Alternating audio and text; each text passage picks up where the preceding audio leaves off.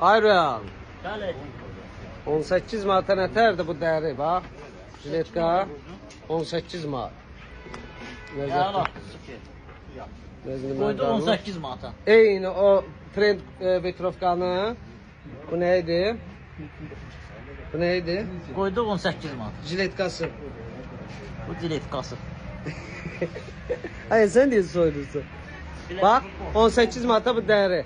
Bu çok pahalı bir şeydi həqiqətən deyirəm. Amma bizdə ekspresdə oldu 18 manat. Həm də hansı? Diqqətlə baxın. Bax. İçi zadı işləməsi olandan ha, konkret yaxşısından.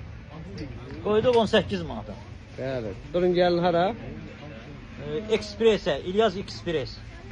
Sizi gözləyirik yolumuzu. Gəlin. Hardadır bizim filiallarımız?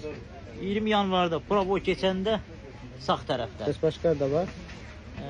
Bir də NTV kanalın böyründə yer. Yox, başqa filialımızda da var. 28-də bir də Sumqayıtda. Ay sağ ol. Sizi gözləyirik. Buyurun gəlin. Gəlin.